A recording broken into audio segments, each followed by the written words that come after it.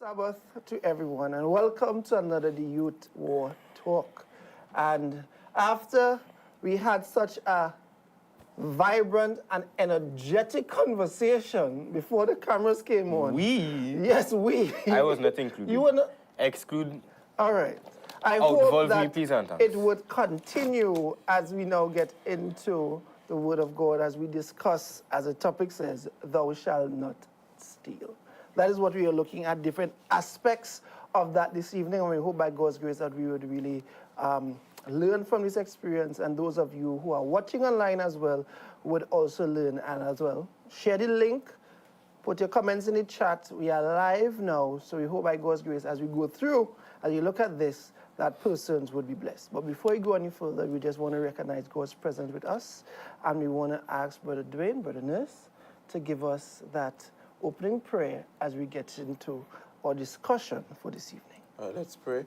Our God and our Father, I want to thank you for who you are. I want to thank you for this opportunity where we could come and discuss, matters pertaining to your word.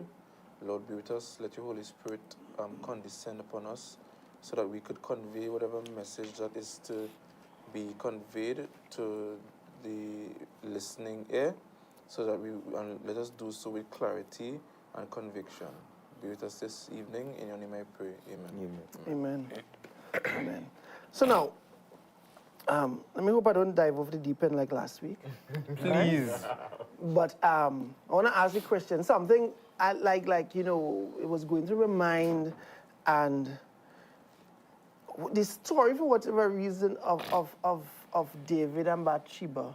Goodness. Came into mind. It came to mind, right? Why? I wonder why. I don't know. So I was like, it came to mind. So could we use, before we even get into the definition of what stealing is, or the definition of stealing, could we use that, because we all know what the definition is? Could we use that to say that David stole the man's wife, and we know the outcome, that when she was pregnant, how she lost the child and this kind of stuff. So could that be a category where David, he was stealing? Pretty much. Pretty much.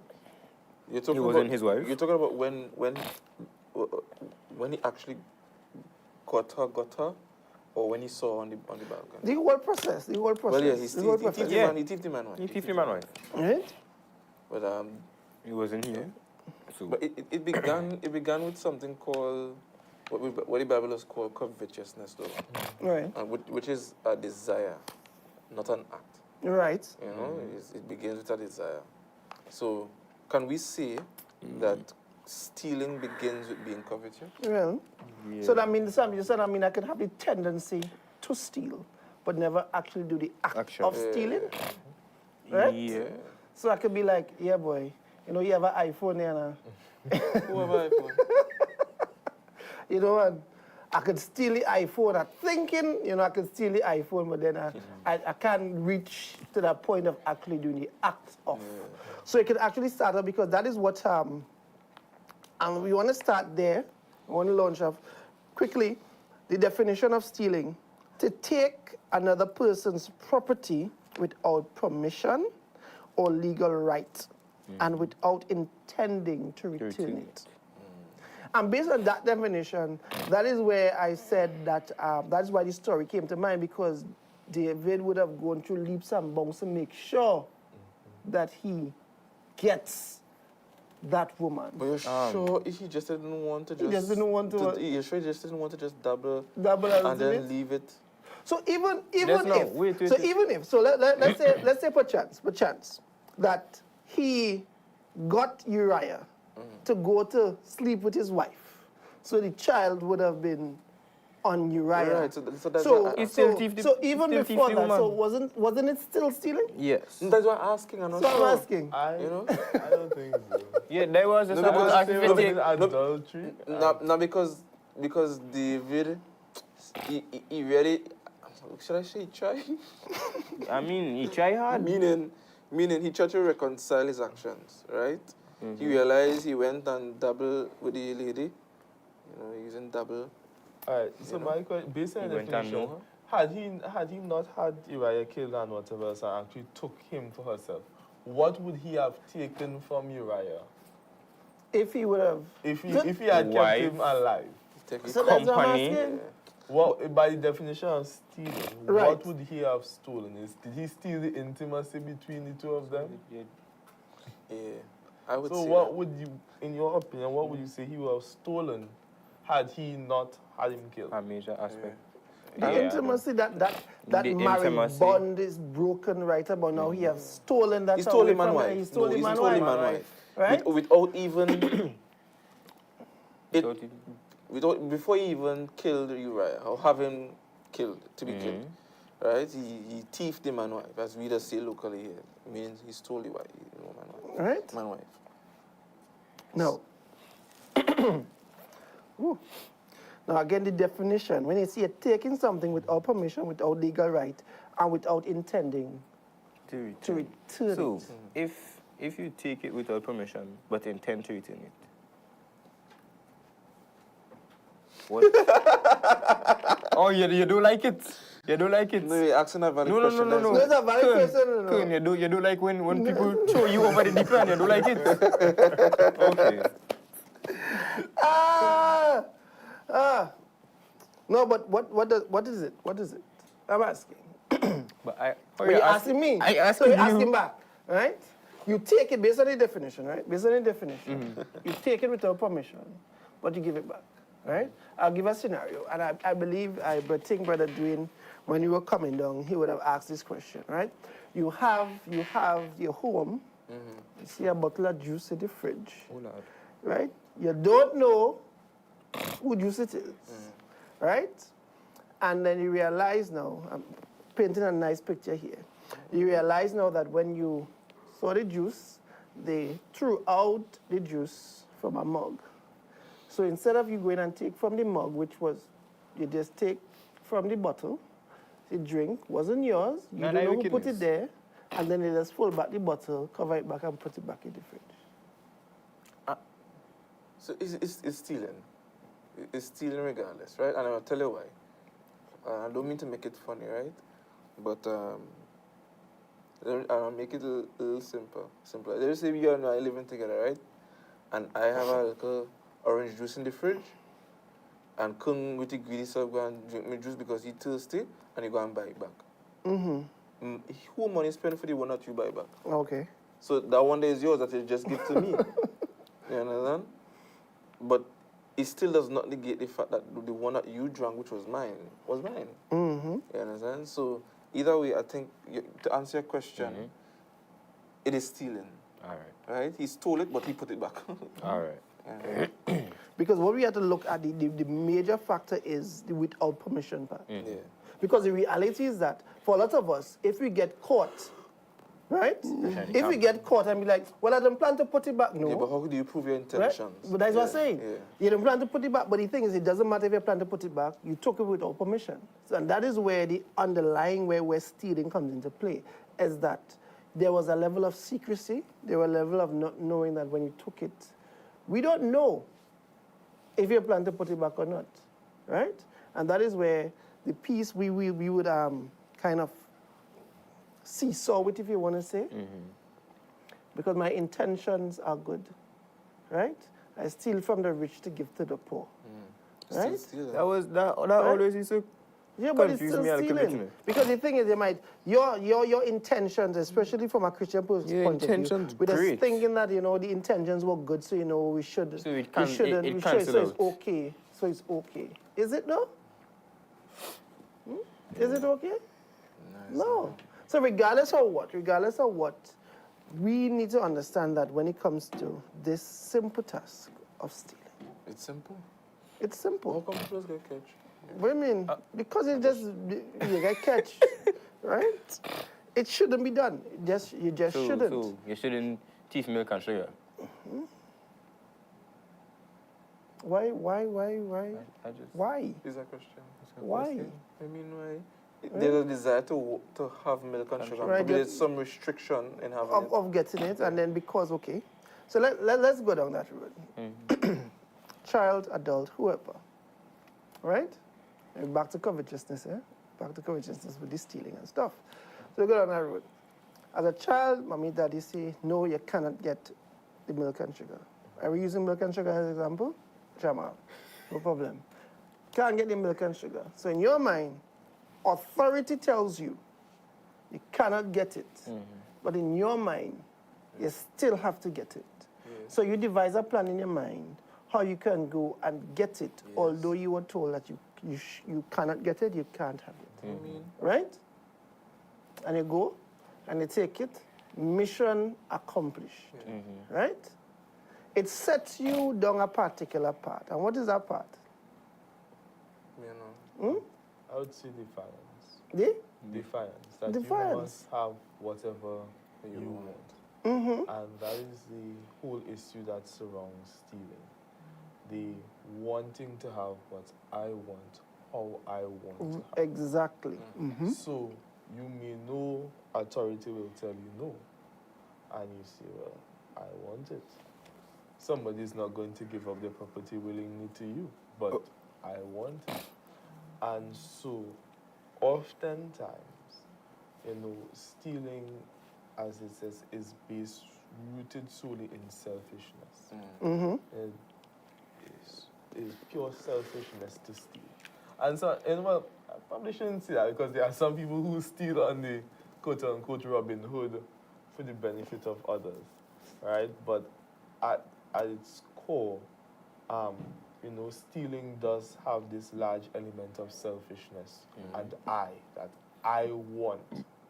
For whatever purposes you want, good or not, is the I want factor of it. And so, a lot of, and as with most sins, it is wrapped up in selfishness, So there's a lot of selfishness that surrounds the idea of, of stealing.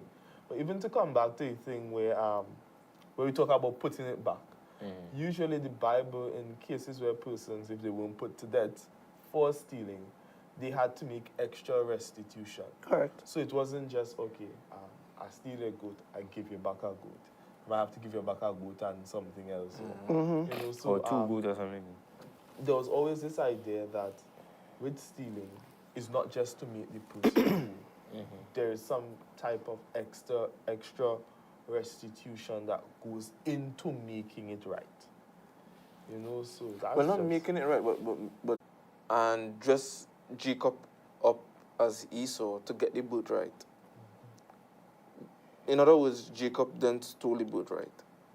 But it was... Question is to you guys, on what basis is stealing justified? And was it justified or was it wrong, in other words, for Jacob in that case? Yes. Yes. Yeah? I would say stealing is never really justified. Can we steal for good reasons? By all means. Yes, we could steal for good reason, yes. But It's wrong. justifiable, no. There is under no circumstances.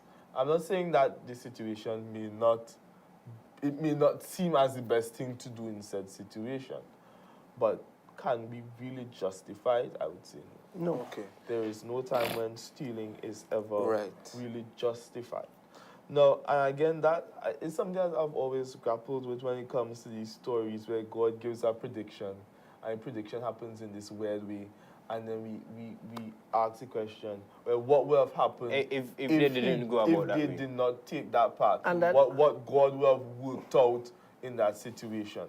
And sometimes I'm wondering, in God knowing the future, he know, okay, well, in my mind, I put it this way, he knew that, That was going to what's his Rebecca. name? It was No. going to just... Well, Jacob. yes, Jacob would have stolen it, and so he told her that, as part, well, in my mind, that's how I played it out, that him knowing that, that was the route that probably would have happened. So he told her, look, the younger will serve the older. I don't know. The I older could will be serve the wrong. older. So my question is, the prediction that God gave to Rebecca, who then gave it to Isaac, who I believe didn't agree, based on tradition, right? Was it that, are you of the firm view that how do I phrase this question? That, you know, it was because he foresaw what Rebecca and Jacob would have plotted, was the only means by which he would have attained the birthright. I can't see. After I this, know. After this, I I have know. a question. No, I know, because I'm Honestly. asking that to say that if that was a promise, which I believe it was, it, no matter what happened or what they did, it would have still rung up with God working it out. Correct. Right? But you know, is the part that was taken, and we'll never know the part that was not Yeah, but- taken. Go ahead. But you see, that's the thing. God gave a promise. And it always comes back to, and this is where our human mind starts to play, right? And we could be straddling on some very tricky grounds, right? And I like where we're going, because that whole idea of stealing for good and this kind of stuff comes into play as well. Because if you look at his story, right, in that, and some of us may justify it like, yes, he stole the birthright. But the thing is, it was his anyway, because God promised it to him. That is what I was going to ask. That was going to ask. That is my point. But even though God promised him it, that probably wasn't the way that God wanted it to happen. But that doesn't mean that God's will can still be done. But at the same time, his actions weren't justified, because if you continue the story, he had to pay. He paid, and he paid the He You ran understand? from his brother for Yeah. years. So he had to go, and then that fight, and what we know it as Jacob's ladder, when he had the fight with the angel and this kind of stuff, and then he realized, but wait, I fight God and survive, boy. At least let me see. He's sending family forward just in case if your brother catch up, he will catch him first. So you see all of these kind of ramifications that come into play here, right? And we can look at many other stories where it could have happened like that. Even if we go back to David and Bathsheba, it's the same thing. Is that not because God's will was still fulfilled, that doesn't make the actions right. There are still consequences there, right? So for us, even that is the case, even if, for example, and that is where the devil comes into play as well, and we like to put ourselves in position. You know for a fact, and because the whole iPhone, Samsung thing in my head still I go back there, right? Right? God promises you, you know for a fact, God promised you that on this day, you're going to get the iPhone 15. Really? For whatever reason. Thank you, Jesus. Right? On this day. No. The thing is that a lot of us that like God to be specific. God don't need to be specific. You just have to believe.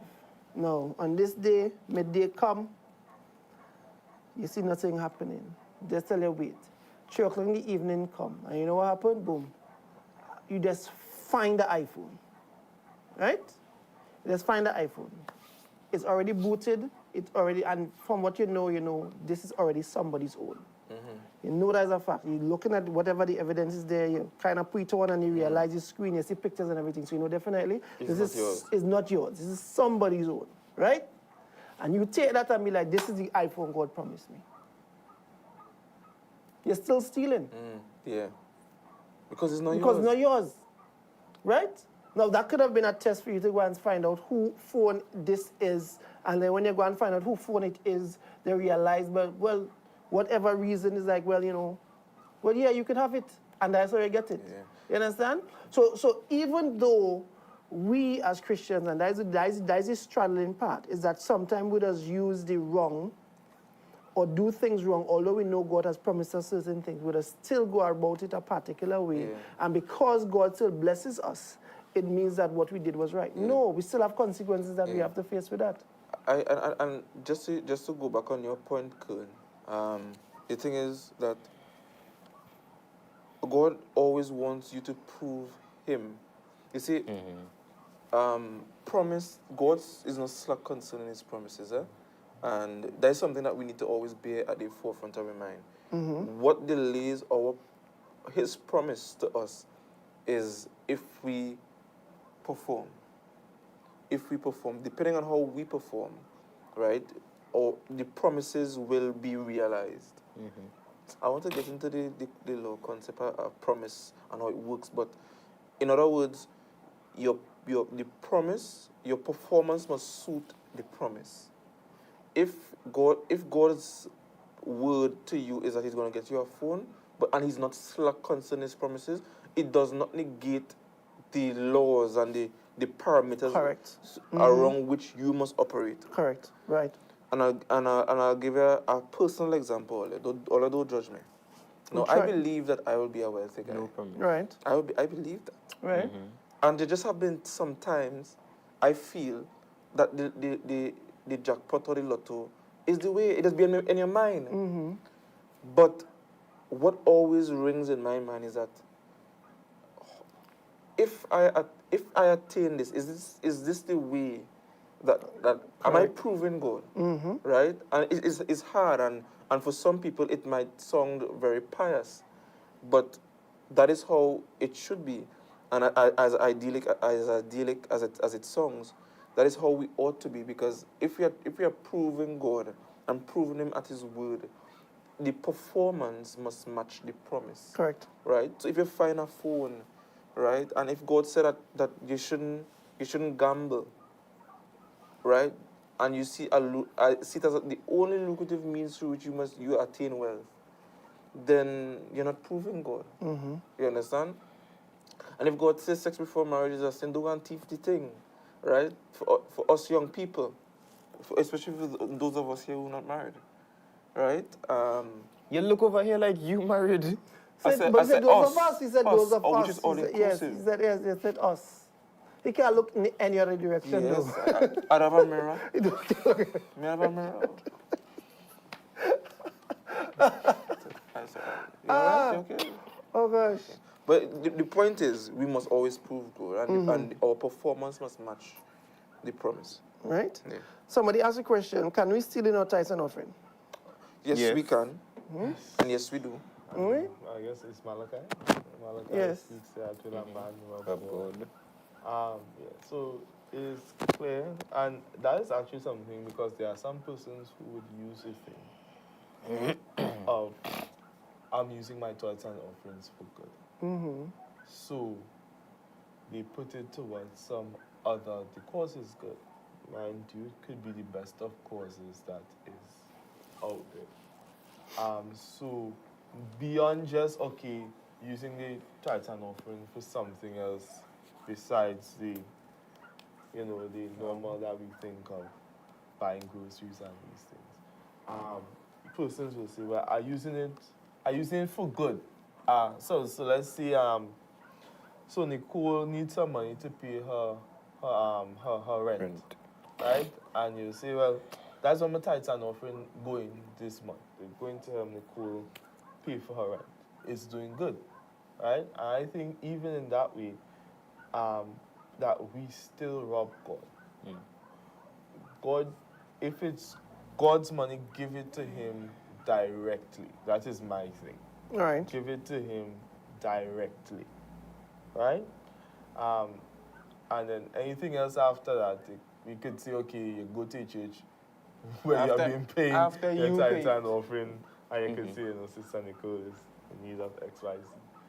But yeah, it's clear that we can rob God, and sometimes, it's whole, let's not go down that road. I will leave that alone.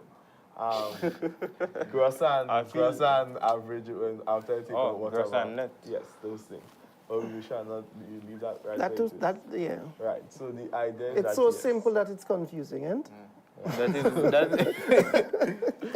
So I think that definitely within tithes and offering, it is possible to rob God there. Very simple but thing. yeah, even before this, before tithes and offering as structured as it is now, people rob God in tithes and offering in the Bible with Ananias and Sapphira. yeah, Could. yeah, It was a piece of land that they sold. Yeah. right? yeah, yeah. The piece of land that they sold, they said they would give this amount to the church. They conspire with each other that, all right, we say we can give this amount, but then we give a smaller amount instead. And then when they were asked about it, they said, no, we gave the amount that we said we were going to give. And Why which we one died first? Ananias, The right? husband, The the wife. husband. Was the wife? The husband died first. The And husband then the died wife. first. Right. The And then husband the died wife. first, and then people tell the wife. Then the wife went and tell the then same lied, lie yeah. that yes, this is the amount that we paid, and then she died too. Yeah. Yeah. So it happened before. So yes. On the basis of tithes and offerings, right? The Bible says, bring ye all the tithes into the storehouse, so that they may meet at my house.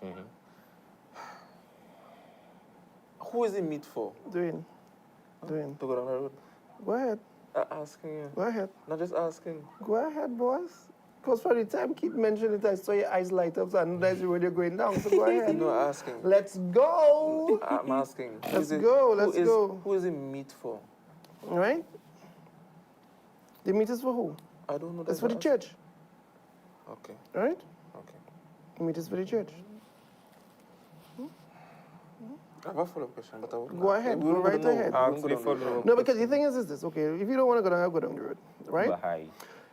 Back then, if we look at Acts of the Apostles and we look at how they operated, everybody will want of nothing. The unfortunate reality is that we don't practice that.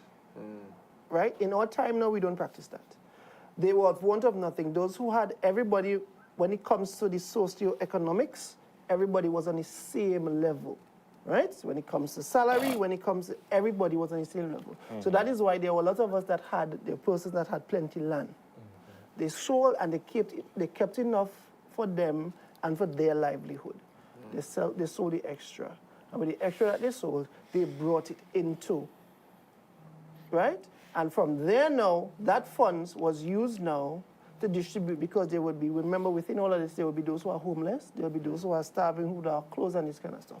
So from that money that was brought in, I would continue to live comfortable because I was living comfortable before, and this money now is to help those who are less fortunate than I, and to bring them up to a particular level as well. So you would have give opportunities for job, would have give opportunities for sustenance, and everybody could have been living comfortable in good Christian fellowship. Now the thing is, while you're talking about it, the question that comes to mind is this, for me, is that you're bringing it into the storehouse, right? And you're talking about tithe and offering, you're talking about generally even things that we have in our hands. Could it be possible also that we also steal from God when what he gives us, we're not using it for what it was intended for? True, yeah. And you talk about excess too. If you have excess and you have people who in need, and that's something that does kind of weigh heavily on my mind, right? Why is it that, you know, it's so, we are so reluctant to help those in need, and we have. And we could afford to do it, eh? It wouldn't kill us to give and help. I want to say something, but I wouldn't say it. But it's just unfortunate that we spend so much emphasis on structures than the real church. I want to give a scripture now. As we're going on, I found a few, and I found this very like wow. Yeah. Leviticus. So we're going to go in Leviticus, Old Testament, and we're going to jump in here. I want to give this. Leviticus 19:11 and 13. Thou shalt not defraud thy neighbor, neither rob him. The wages of him that is hired should not abide with thee all night until the morning. Right? That's Leviticus 19, verse 13. Read that again. Thou shalt not defraud thy neighbor, nor rob him. Right. The wages of him that is hired shall not abide with thee all night until the morning. All right, so basically it's saying, if you do a job, you should pay them. Right. Yes, the wages part that I didn't understand. Right? Properly. So, see, you kind of look there. We're going there. We have a lot of places and situations. I am of the opinion, for me, personally, is either I can afford your service or I can't. Right? As Christians, we like to beat down people's price. If this is the price they give you, well, I shouldn't say that. Oh, I shouldn't say that. But we like to beat down their price. Right? Especially if it's not Especially if you didn't tell me you pay for something. No, okay, no. What's that? No. This man. And we want to go. We're gonna go there. Let me say. This man want me to offer my services for free. For free, you know. For free. And tell me he I ain't paying. told him. I was being honest. I was being honest. I told him point blank, and I'm paying you. right? You still have to do it for me, but I'm not paying you. That's why I said. Now, the thing is with that is this. I have no problem. The thing with that is this for me. I will tell you, this is what it is. I am not paying you, I want your service for free. Hey. And if you agree, thank you. If you don't agree, I will not be like, I don't want to be a friend, I don't want to be wrong you. You understand what I'm saying? That's the difference. I would still, and I probably will, if someone are getting money, I was like, doing, hey, I need to. So Well, and so. I mean, that's plenty better than at least No, you but saying a upfront. lot of them, you but need a it lot for of free. them, and this is where the problem is. A lot of them gonna be like, how much is the price? That's the price. All right, cool. Thanks, man. Organize me, right? And then boom, even boy, so much. I didn't know what so much, boy. I can't afford that, boy. Take her, and they cutting down your price. but here is something else that I find is very unfair. So let's say that you could afford whatever Dwayne is offering, right? Right. And Dwayne say, nah, here, right? Because me and you are friends, I will do it for free. You know you could more than well afford it. Sometimes you say you could be for free, you know, but still, I appreciate it. Here's a little something. Sometimes people wouldn't even do that, which I think if you could more than well afford the service that they give him for free, show your appreciation in more than just a thank and you. it's stealing. It is stealing. Now, and the funny thing is, you go ahead, kid. There's this text I'm trying to figure out where it's from, I can't remember. But it says, what man buildeth a house and not counted the cost or Right. something to that effect, right?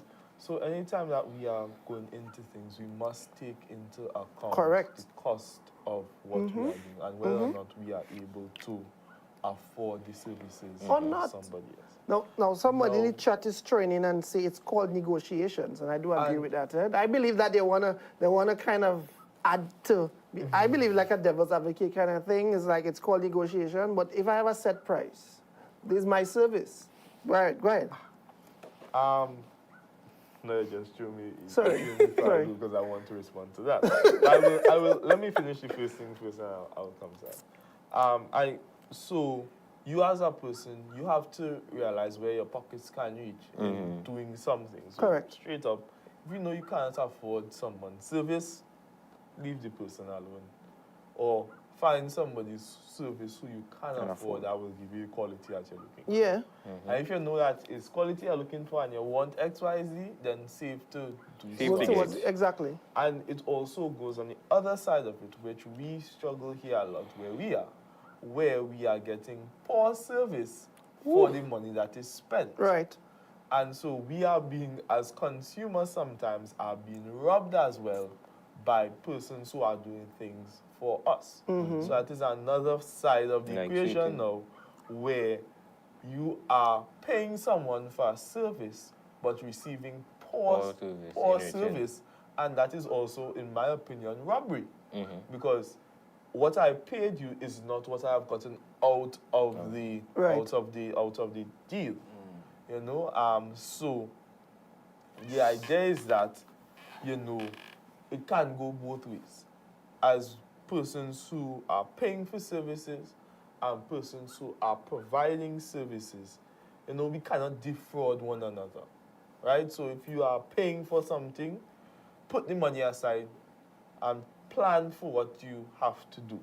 And we don't want to owe people and people having to run us down and Correct. Correct. too much stress with it, right? And on the other hand, persons who are providing services don't shortchange people. So they pay to build this and you skimp out on the materials to make an extra buck. And then 2 years down the road, the walls start to crack up. Or two might start to eat out the cupboard. Something goes wrong, or the wiring is faulty because you decided to Be cheap. defraud someone to make your to line your pockets. Right. Somebody say in the comment that it's robbery without gun. It is. It is. It right? is. Nobody, they just take your money, and then sometimes you don't even get the service, or you have to go back to them again to fix something else, and you're just having to go back instead of them really sorting out the problem. Ensuring that they have to come back to you all the time. No. Right. And you see, that's where we're going. Now, the Bible also said, and I don't think that people, a lot of people just glorify certain types of stealing and these kind of stuff. But then the Bible says, bread of deceit is sweet to a man, but afterwards his mouth shall be filled with gravel. Right? Because we just be like, I get away. I catch them. You understand? I could go. But then they don't understand that later down, it's gonna come. Your time coming. And that is where we have to ever be so thing about stealing, because the excitement and what is wrong and this kind of stuff, that it didn't get caught and this kind of thing is there.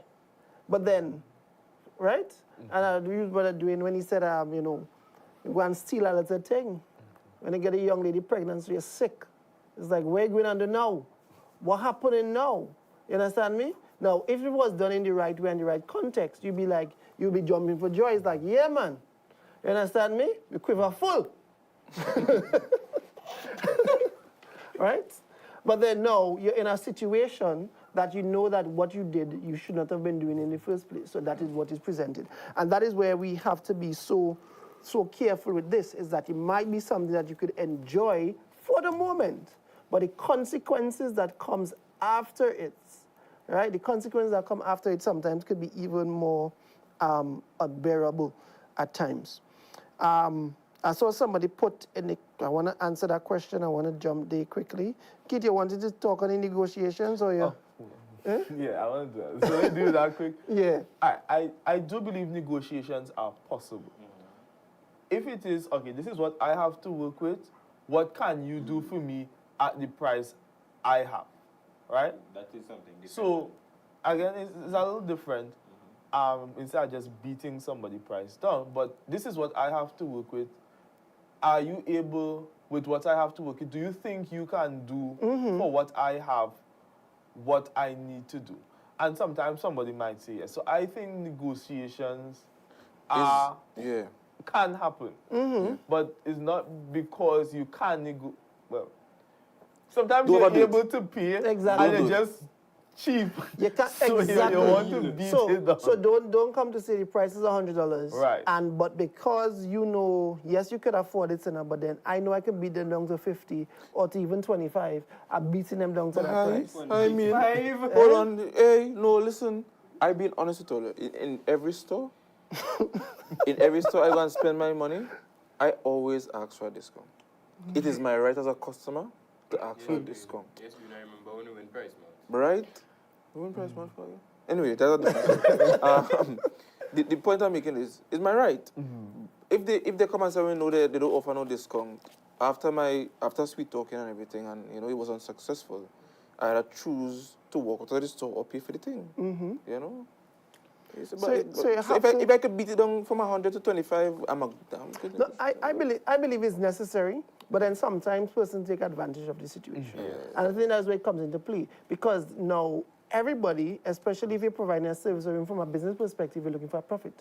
And if you had a price, your profit is included in that price. So if you start to beat it down, it lessens your profit, which means it lessens your possibility of actually continuing. So on both sides, we have to know how to balance it. Right, on both sides, as the customer and the one who's supplying, and the supplier, we have to know how to balance it. All right, for me, I just tell people, I am one. If you give me a price, it's like I can afford it or I can't, and I'm going to challenge it. Right, that's the price. Okay, thank you very much. I can't afford it. Or yes, I believe I could afford that. Right, and to me that is what it is. Right, so. Somebody would have asked on the question, we were talking about acts, and they had all that, Alex Brown, and they had all things in common. Do we have all things in common when we bring the tithe and offerings to the church? And the real question to that is no. The answer. The real answer, sorry, to that is no. Right? Because, and it's not just limited to the Seventh-day Adventist Church. It is ubiquitous, right?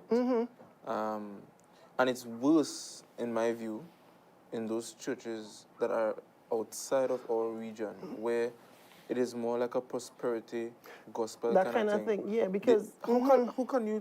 I don't mean. I'm not saying that they're not saved. That's not my right. I just pointing out that there's an indictment that there are pastors who are wealthy off of the church, Yeah. but there are people in the In the church that's What's suffering. struggling? that That's struggling. The church buy them the vehicle, a private jet, the mansion, but there are those who can't even afford the basic meal when the day comes.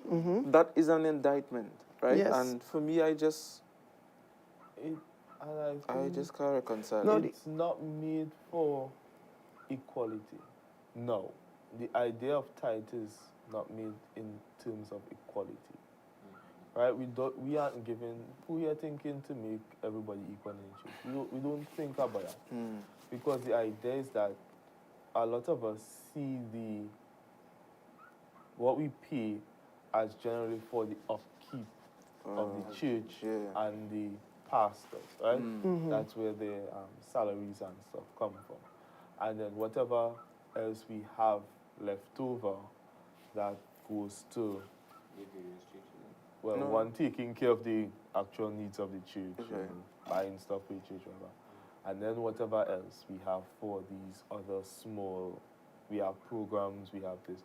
So I don't think people view tithing and giving to the church as an idea of we're giving to make equal, right? So I don't think that's how a lot of us view the idea of giving now. In that time, it was giving, because remember, there was no real preachers and stuff. It's as people pass through, right? It's like there was a set preacher comes to your church, and that needed, remember, a lot. It was like even in the time of the Levites, where they would, these specific people put in place that took care of the sanctuary, Right. for whom money had to be put aside for their care. Right. It was basically, okay, we have a church, because my structure of how service or how worship happened kind of changed a bit. So it's no longer a temple as such, but a coming together of people.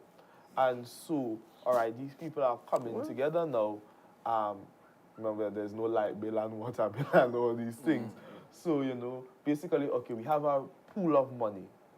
So the idea is that we have these resources. Now let's share out these resources amongst everybody so that we can all share in that. But that, and I see that is where it is, because you have to be concerned now that even from the church setting and the system that you say have right up now, that are we actually, because the thing is that if you are, the Bible speaks to that if you are good to one of these, you are good unto God. So it means that if you are not doing if you are bad, you're bad unto God as well. So it could be said that, and somebody's putting in chat, I just want to say, yes, is return, not pay, but there's a custom using that word. It's a custom, but we understand the concept. Yes, it's return. Yes, it's return, tithe and offering and not pay. Right? It's not an expense. Right? Although some of us will look at that. And I agree with that. Yes, it's return. And I think if we change the narrative and the vernacular, I should say, yes, it should be more appreciative. understood. You know, Yeah. Because that changed the whole mindset when you say return. Now the thing is that in the concept or the idea of tithe and offerings of you giving, you would receive blessing because that's what God has called you to, right?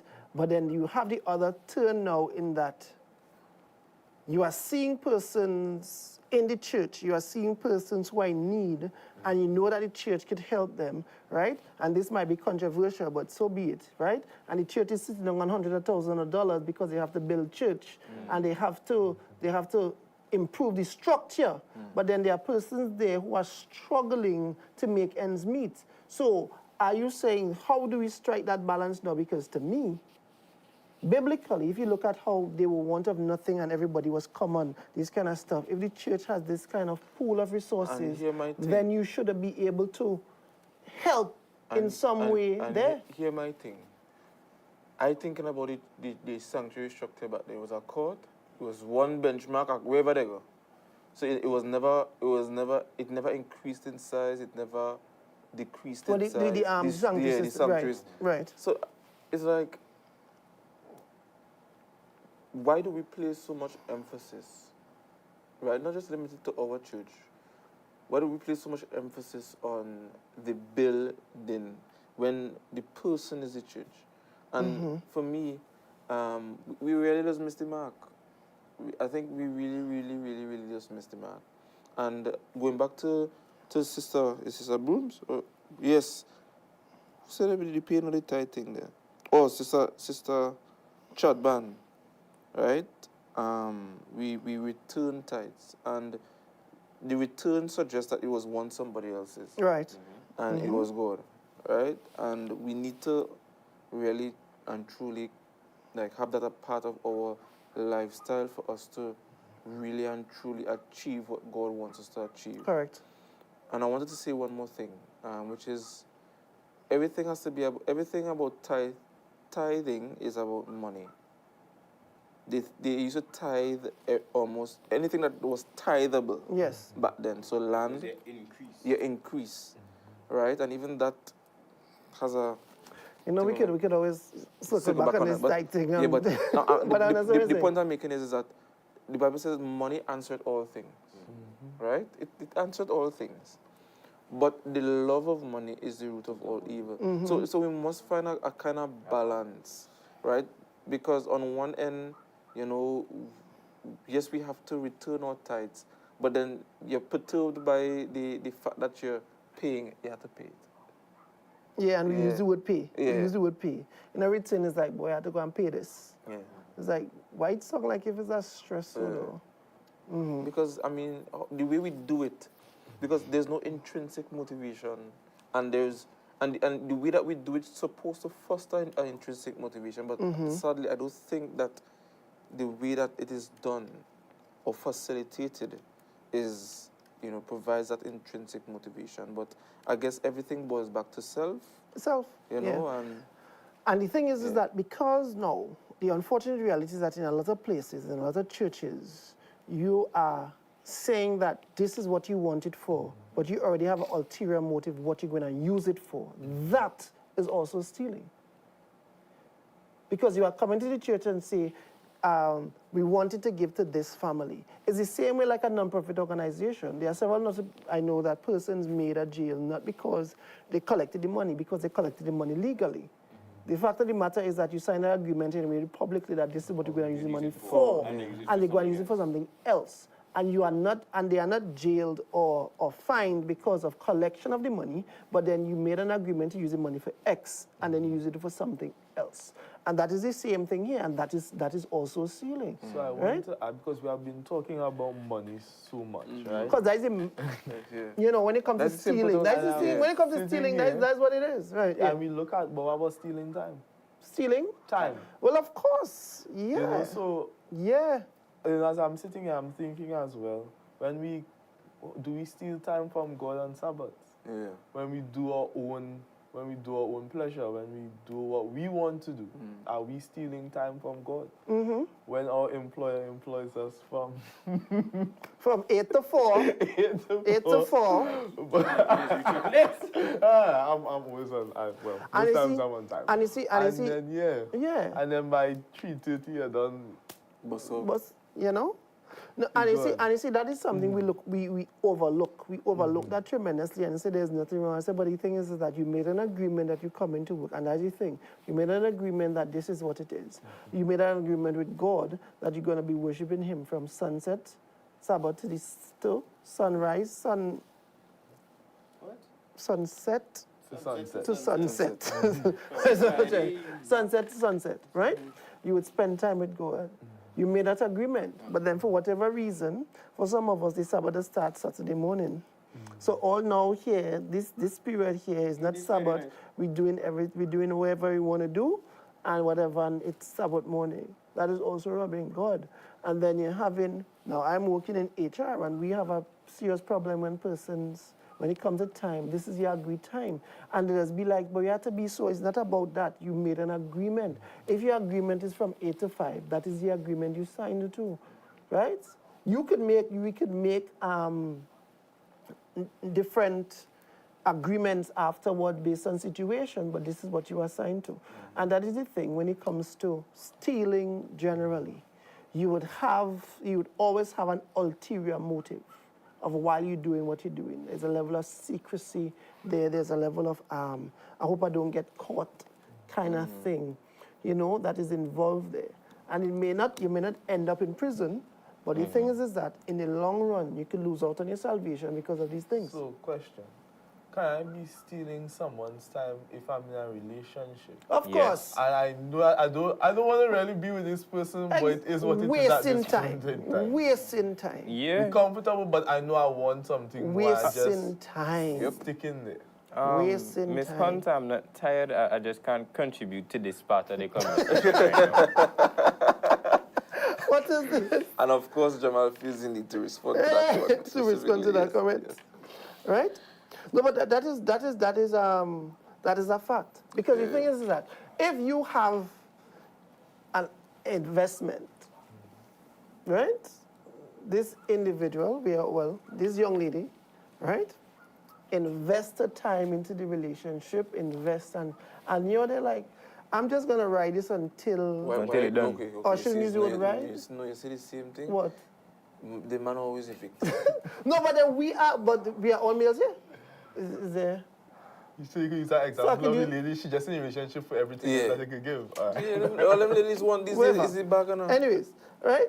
She's just gonna ride this until it just be like, I already tired of she, but then let me see how much I can get out of this, where whatever it is, and that is it.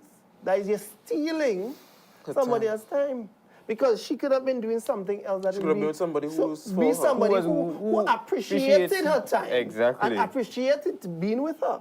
And now you are like there, and then the unfortunate reality when she realized what happened, and then she's crushed, and then she has to, and she don't know how to deal with it, and she has to be crying, And then all man and then is they out. come into you, and it's like, but why you did that? And you're like, do what? And you could care less, and you're moving on, right? Of course, you know that there would be consequences to your actions because of that, but nevertheless, Yes. it is stealing. Right. So it's almost 8:30, and I wanted to read a comment coming from the whole thing about the sanctuary and making sure it's prim and proper and investing in it. I think Sister is Chad Banner Broom, so she there. Right. She said, well, how could they have the Lord's house in shambles? Shambles is good for the brethren, not for the Lord. And I agree with that to the extent that Continue. I agree with that to the extent that, if I understand you correctly, that the house of the Lord ought to be up at a certain standard. What I'm saying is that we spend more emphasis, and the house of the Lord is no longer a building that ended when just before Christ died, right? And I think that we place too much emphasis on the place of worship, place where we gather, as I should say rightfully, than the sanctuary. The sanctuary and the house of the Lord is our temple, is our bodies, is our minds actually, right? And But then, I'm hearing you, but the unfortunate reality is that the building is a reflection of how we view ourselves. right. So the possibilities, I would say that if we treat our bodies as the temple of God, which we should, then it will be easy for us to invest in the building structure. itself. And then it will be easy for us not to focus on the structure because we understand how our body is, but then we are coming there to congregate. So you have to make them comfortable. And then also now, we would also focus on others and see the needs that are around. So I am saying that although, yes, I understand, I agree with what you're saying, but I also say that the structure is also a reflection of what is happening in us spiritually. I understand you, but the question is, what structure are you referring to? The building, Which building? right? The church church building. building. That's what I'm saying. And you see, the key word there is the church. There's no church building. The church building is no matter where it's... Well, I understand what you're saying, but there's but- always specific... No, I get your point. But although I wanted to really shift from saying that the building is still the church. But again, Dwayne, and I hear you, but you have to understand the concept of what is people's minds. If I am the church, right, and I believe that I am the church, it would be a reflection of when I come to congregate with other brethren. Right. Right? It would come out as a reflection. So it wouldn't be, and we would not want to come and congregate any place, random place. We would want, just as in Bible times as now, where we congregate together would be a place where everybody would be comfortable, everybody would feel at home.